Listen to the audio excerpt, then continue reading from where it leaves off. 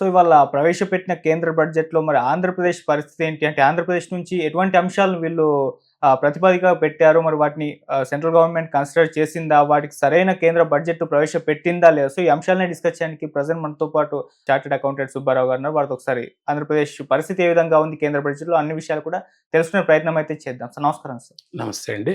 Sir మరి వాళ్ళ ప్రవేశపెట్టిన కేంద్ర బడ్జెట్‌లో ఏపీని అంటే వాళ్ళు ఆల్రెడీ కన్సిడర్ చేస్తారు. ఎందుకంటే అది కీలకంగా ఉంది అక్కడ చంద్రబాబు నాయుడు గారి కూటమి. సో మరి వీళ్ళు ఏ అంశాలు ప్రాతిపదికగా పెట్టారు? మరి వాటిని కన్సిడర్ చేసిందా? ఎటువంటి బడ్జెట్ ప్రవేశపెట్టింది సార్ ఏపీకి? ఆ! ఈరోజు ప్రధానంగా హ్మ్.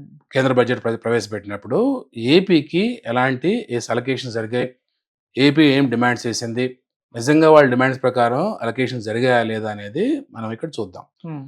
ఈరోజు మొత్తం మీద 50,00,000 కోట్ల బడ్జెట్ ప్రవేశపెట్టినప్పుడు ఆల్ స్టేట్స్ కూడా వాళ్ళకి కొన్ని ఎక్స్‌పెక్టేషన్స్ ఉంటాయి. హ్మ్. అదే ప్రాసెస్‌లో కొత్తగా ఫార్మ్ అయినటువంటి ఆంధ్రప్రదేశ్‌కి కూడా కొంత ఎక్స్‌పెక్టేషన్ ఉంది. ఓకే. బట్ ఈళ్ళు ఆంధ్రప్రదేశ్ ముఖ్యమంత్రి గారు గాని, కాకపోతే క్యాబినెట్ మినిస్టర్స్ గాని, వాళ్ళు ఆల్రెడీ రిప్రజెంటేషన్ ఇవ్వడం జరిగింది.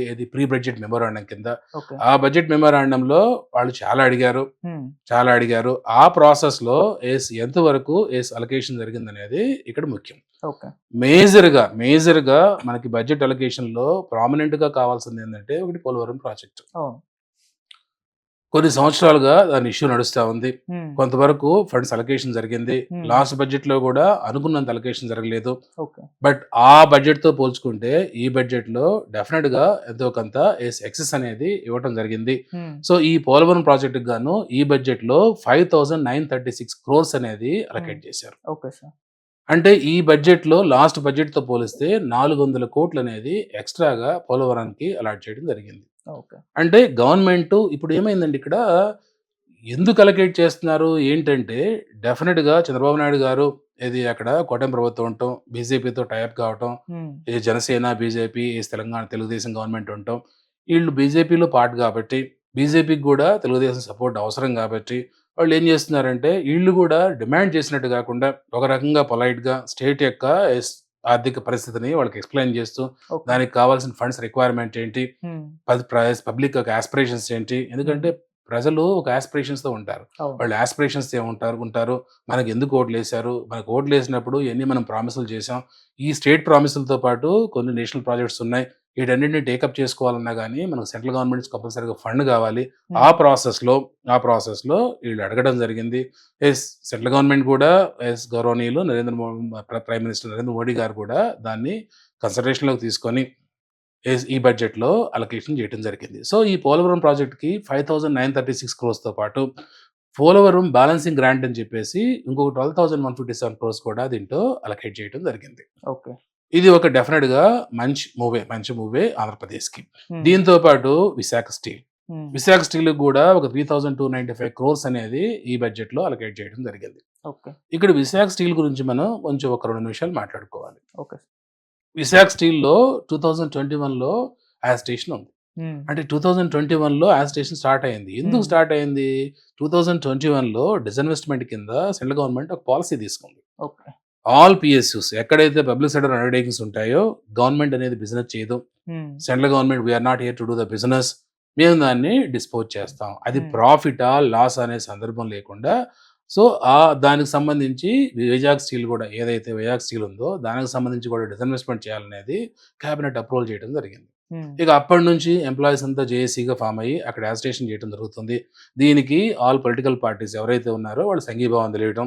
హ్మ్. లాస్ట్ గవర్నమెంట్ 2014, 19 గవర్నమెంట్ గాని, లేకపోతే 1924 గవర్నమెంట్స్ గాని యునానిమస్‌గా రెజల్యూషన్ పాస్ చేసి దాన్ని ప్రైవేటైజ్ చేయకూడదు హ్మ్. అనేసి సెంట్రల్ గవర్నమెంట్ పంపించడం జరిగింది. ఓకే. ఆ ప్రాసెస్‌లో అది అట్లా నడుస్తూ వచ్చి హ్మ్. ఇప్పుడేమైందంటే 2024కొచ్చేసరికి తెలుగుదేశం గవర్నమెంట్ ఇక్కడ రావటం, అంటే కూటమి గవర్నమెంట్ రావటం, హ్మ్.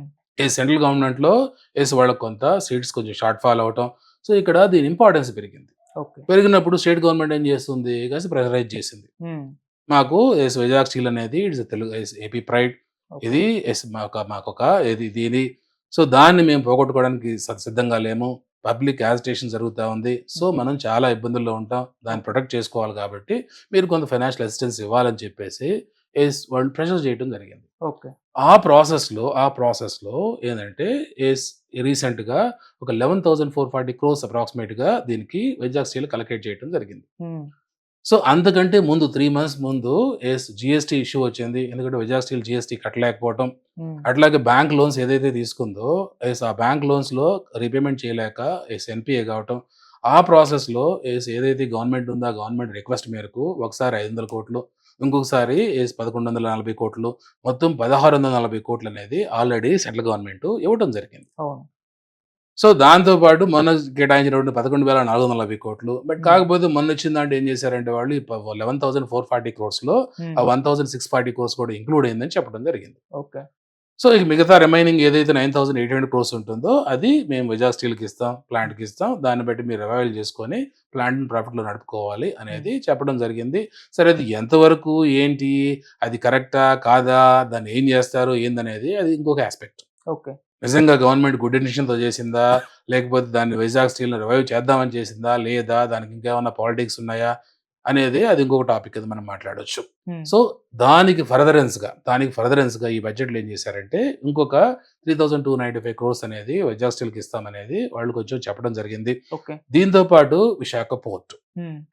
డెఫినిట్‌గా ఈ పోర్ట్ డెవలప్‌మెంట్ అనేది మోస్ట్ ఆఫ్ ది పోర్ట్స్ ఏందంటే ఇండియా వైడ్ అంతా అదానీకి ఇవ్వటం జరిగింది. హ్మ్. బట్ ఏదైనా ఇన్‌ఫ్రాస్ట్రక్చర్ డెవలప్‌మెంట్ ప్రాసెస్‌లో మన ఎక్స్‌పోర్ట్‌కి గాని మనము ఏదైతే ప్రయారిటీ ఇవ్వాలంటే పోర్ట్ డెవలప్‌మెంట్ కావాలి. ఒక పోర్ట్ డెవలప్ అయితే ఏమవుతుందంటే సరౌండింగ్స్‌లో కూడా ఆ ఎకానమీ బూస్ట్ అవుతుంది. హ్మ్. ఇండస్ట్రీలొస్తాయి. అన్నీ వస్తుంది కాబట్టి ఆ ప్రాసెస్‌లో వాళ్ళు కొంత వైజాగ్ పోర్ట్‌కి కూడా ఒక 730,00,00,000 ఇవ్వడం జరిగింది. ఓకే. దీంతో పాటు జీరో బడ్జెట్ నేచురల్ పార్కింగ్ అని చెప్పేసి దానికి 186 క్రోర్స్. దీంతో పాటు ఏపీ ఆరోగ్య వ్యవస్థల బలోపేతానికి అంటే ఏందంటే ఇక్కడ హెల్త్ ఇన్‌ఫ్రాస్ట్రక్చర్ బిల్డ్ చేయాలి. ఓకే. దానికోసము ఒక 162 క్రోర్స్ అనేది ఏపీకి అలొకేట్ చేయడం జరిగింది. తర్వాత లెర్నింగ్ ట్రాన్స్‌ఫర్మేషన్ ఆపరేషన్ కింద అంటే ఈ స్కూల్స్‌లో నార్మల్‌గా ఏం చేశారంటే ఈ బడ్జెట్స్‌లో ఎడ్యుకేషన్ ప్రయారిటీ ఇస్తూ స్కూల్స్‌కొచ్చేసి మన ఇంటర్నెట్ ఫెసిలిటీ ఇవ్వటం. హ్మ్. దాంతో పాటు అక్కడ దానికి సంబంధించి ఆ ప్రాజెక్ట్స్‌ని టేకప్ చేయడానికి ఆంధ్రప్రదేశ్‌కి ఒక 375,00,00,000 ఇవ్వడం జరిగింది. హ్మ్. తర్వాత ఏపీలో రోడ్లు, బ్రిడ్జెస్ డెవలప్‌మెంట్‌కి కూడా హ్మ్. ఇన్‌ఫ్రాస్ట్రక్చర్ డెవలప్‌మెంట్‌కి ఇట్ ఇస్ న్యూ స్టేట్. సరే లాస్ట్ గవర్నమెంట్‌లో కరోనా వలన, ఇంకొక రీజన్ వలన ప్రాపర్‌గా క్యాపిటల్ ఎక్స్‌పెండిచర్ జరగలేదు. ప్రాపర్‌గా డెవలప్‌మెంట్ జరగలేదు. సో, దాన్ని గమనించిన గవర్నమెంట్ ఏం చేసిందంటే, ఇప్పుడు రోడ్లంతా అధ్వానంగా ఉన్నాయి. బ్రిడ్జెస్ కట్టాలి, ఇన్‌ఫ్రాస్ట్రక్చర్ డెవలప్ చేయాలి. ఇండస్ట్రీస్ రావాలంటే కంపల్సరీగా ఇన్‌ఫ్రాస్ట్రక్చర్ మీద ఫోకస్ చేయాలి కాబట్టి సెంట్రల్ గవర్నమెంట్ అడగడం జరిగింది.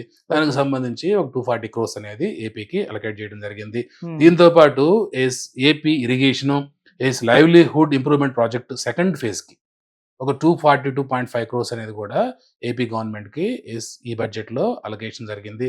సో, ఓవరాల్‌గా ఇయన్నీ చూస్తే ఏమవుతుందంటే, అదర్ స్టేట్స్‌తో కంపేర్ చేసుకుంటే, ఏ రీజన్ వల్ల అయినా గానీ ఆంధ్రప్రదేశ్‌కనేది ఈ హ్మ్. బడ్జెట్‌లో కాస్త ఇంపార్టెన్స్ అనేది ఇవ్వటం జరిగింది.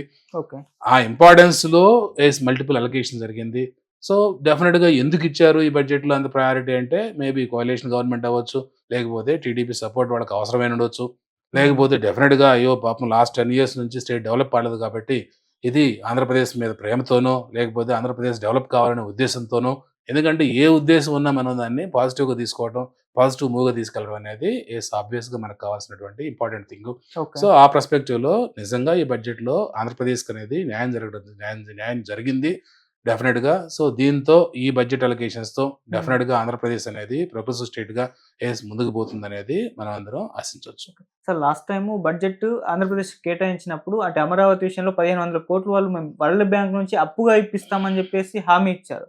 దాని పట్ల వైసీపీ నుంచి గానివ్వండి పొలిటికల్ విమర్శ అయితే వచ్చింది. అప్పుగా ఇప్పిచ్చారు, ఏం బడ్జెట్ ఇవ్వలేదన్నారు. ఈసారి ఇప్పుడు కేటాయించిన బడ్జెట్ ఇది అప్పుగా ఇచ్చారా? లేకుంటే కేంద్రం నుంచే కేటాయించారా అంటే సార్? ఇక్కడ ఏందంటే ఇది కేంద్రం నుంచి వచ్చిన అలొకేషన్స్ ఏం ఓకే. కాదు. హ్మ్. ఇక్కడ మనకి అమరావతి క్యాపిటల్‌కి సంబంధించి అలాంటి